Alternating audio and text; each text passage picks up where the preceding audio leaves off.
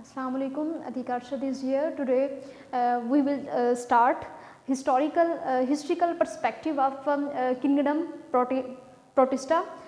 तो बेटा जी जैसा कि हम लोगों ने पढ़ा था कि किंगडम प्रोटिस्टा को प्रोटॉक्टिस्टा भी हम लोग बोल सकते हैं, क्योंकि इसकी जो डेरिवेशन थी, जो डिराइव हुआ था, ये वर्ड प्रोटॉक्टिस्टा से हुआ था। ये चीज़ मैंने आपको इंट्रोडक्शन के अंदर बताई थी। सो आज जो है हम लोगों ने डिस्कशन करनी है वो historical perspective of kingdom protista के ऊपर करनी है।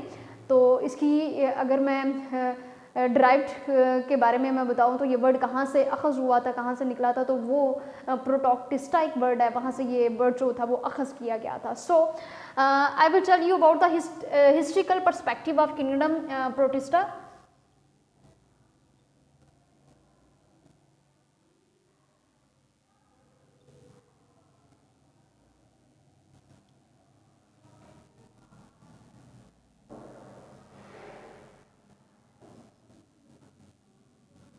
Kingdom Protista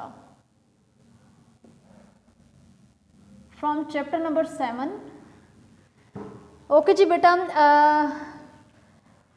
we will discuss about the different scientists which play an important role in the discovery of Kingdom Protista. The first scientist that is John Hogg, 1861. He plays an important role in the discovery of Kingdom Protista. इसने जो था वो एक बेटा जी kingdom protista को जब इसने ये कहा कि जितने भी माइक्रो ऑर्गेनिजम्स हैं उनको पकड़ करके जो है वो किंगडम प्रोटिस्टा के अंदर रख देना चाहिए। ठीक है जी, according to his observations and according to his experimentations, according to John Hogg, इसने ये कहा कि बेटा जी जितने भी माइक्रो ऑर्गेनिजम्स हैं, जितने भी माइक्रो ऑर्गेनिजम्स हैं उनको किंगडम प्रोटिस्टा के अंदर रख दें।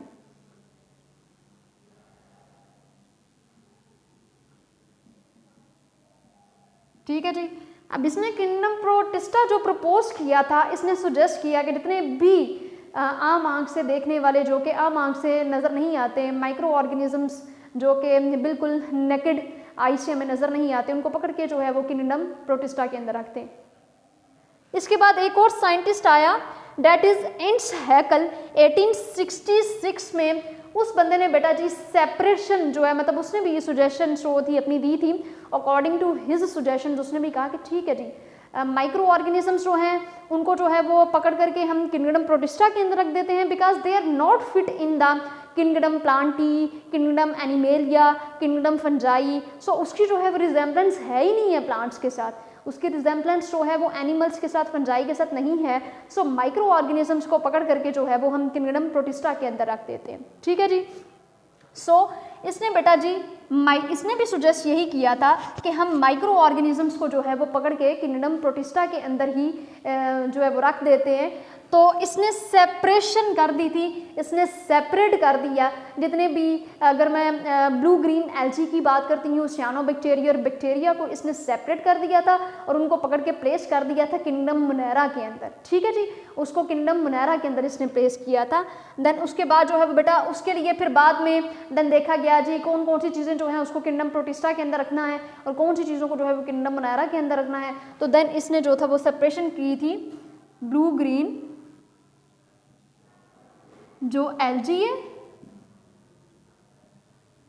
ब्लू ग्रीन जो एल्जी है, लाइक अगर हम सियानोबैक्टीरिया की बात करते हैं या हम दूसरे बैक्टीरिया की बात कर लेते हैं, तो इसने उनको जो है वो बेटा जी सेपरेट कर दिया था। उसको पकड़ के जो है इसने जितने भी न्यूक्लिएटेड ऑर्गेनिजम्स की हम बात करते हैं तो उसको सेपरेट ग्रुप जो है वो बेटा जी किंगडम सेपरेट ग्रुप मोनेरा के अंदर रखा था विद इन किंगडम प्रोटिस्टा। ठीक है जी, अब इसने जो है वो मोनेरा के अंदर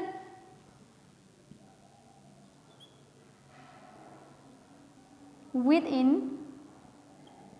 Kingdom Protista।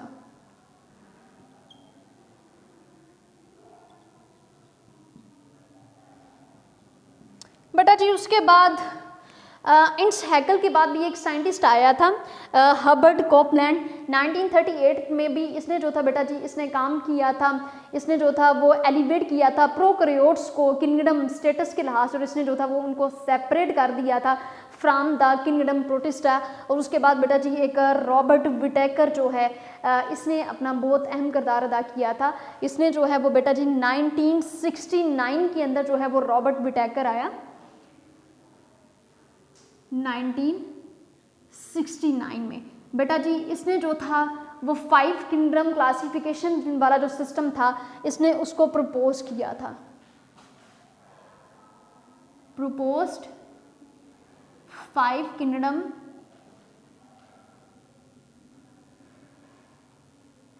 Classification system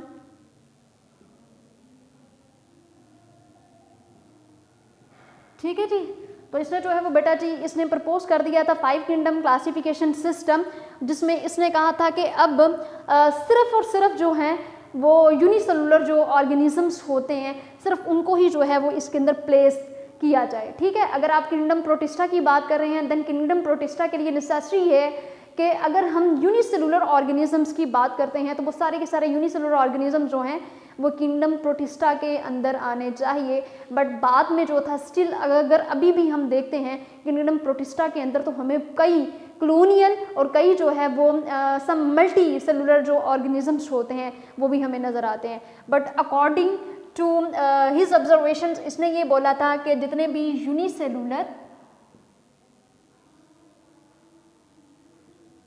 unicellular organisms हैं उनको इसमें प्लेस किया जाए। ठीक है जी, बट स्टिल जो हम बेटा जी देख रहे हैं, जो कि स्टिल अभी हम देख रहे हैं उसमें हम देख रहे हैं जी कुछ हमें सम मल्टी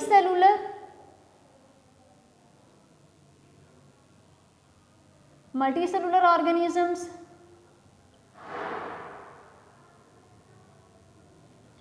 और उसके साथ साथ बेटा जी कुछ मल्टी सेलुलर ऑर्गेनिजम्स हैं और उसके साथ साथ बेटा जी जो कॉलोनियल फॉर्म के अंदर ऑर्गेनिजम्स रहते हैं, कॉलोनीज की फॉर्म के अंदर रहते हैं, वो भी हम देख रहे हैं जी वो भी जो थी वो किंगडम प्रोटिस्टा के अंदर जो थी वो उनको फिट कर दिया गया था।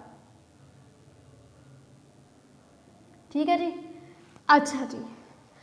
उसके बाद एक और साइंटिस्ट आया था मार्गुलिस एंड सचवार्ट्स, जिसने 1982 के अंदर उसने बेटा जो था उसने काम किया था, उसने मॉडिफिकेशन कर दी थी 5 किंगडम क्लासिफिकेशन सिस्टम की। अगर हम चैप्टर नंबर 5 की बात करते हैं तो देन बेटा उसने प्रोटिस्टा और जो कि प्रोटोक्टिस्टा है उसके लिए उसने जो था वो is one of the 5 kingdom classification system. तो बेटा जी इसने आकर के जो थी वो उसमें थोड़ी सी इसने जो है वो चेंजेस की, इसने मॉडिफाई किया था 5 किंगडम क्लासिफिकेशन सिस्टम को। क्योंकि जब रॉबर्ट विटेकर ने काम किया था तो रॉबर्ट विटेकर ने ये कहा था कि यूनिसेलुलर जितने भी ऑर्गेनिजम्स हैं वो सारे के सारे जो हैं वो इसके अंदर आने चाहिए। देन कुछ जो मल्टी सेलुलर ऑर्गेनिजम्स थे, लाइक अगर हम कॉलोनियल ऑर्गेनिजम्स की अगर हम बात करते हैं तो बेटा वो सारे के सारे जो थे वो भी 5 किंगडम क्लासिफिकेशन सिस्टम के अंदर जो थे।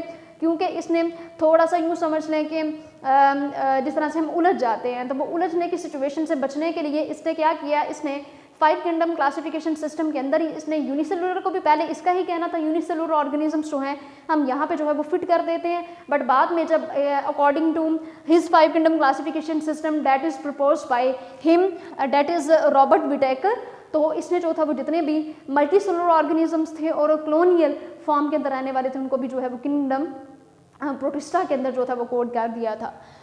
देन बेटा जी जो मार्गुलिस था इसने मॉडिफिकेशन की थी फिर। ठीक है जी, इसने मॉडिफाई कर दिया था 5 किंगडम क्लासिफिकेशन सिस्टम को।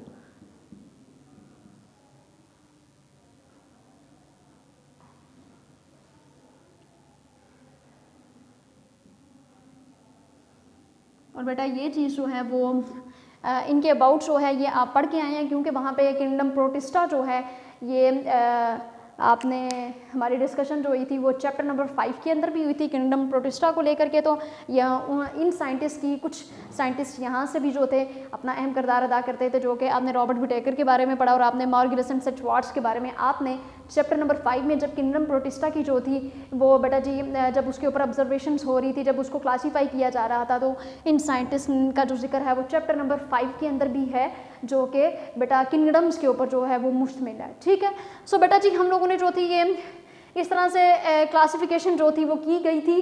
तो ये डिफरेंट साइंटिस्ट ने जो है वो किंगडम प्रोटिस्टा को क्लासीफाई करने के लिए अपना अहम किरदार अदा किया था और इस तरह से जो है वो किंगडम प्रोटिस्टा के अंदर जो ऑर्गेनिजम्स जो के फिट हो रहे थे, लाइक पैरामेशियम की बात करते हैं, पैरामेशियम, ट्राइपैनोसोमा और इसी तरह से जो डिफरेंट ऑर्गेनिजम्स हैं उनको जो था वो रखा गया था। प्लाज्मोडियम की अगर या अमेबा या यूग्लिना की अगर हम बात करते हैं तो बेटा ये सारे के सारे ऑर्गेनिज्म जो थे वो किंगडम प्रोटिस्टा के अंदर पकड़ के जो थे वो रखे गए थे। लेकिन इसके पीछे जो है वो साइंटिस्ट का जो है वो काफ़ी हार्ड वर्किंग है, उनकी मेहनत शामिल है। तो देन इस तरह से जो था वो काम किया गया था।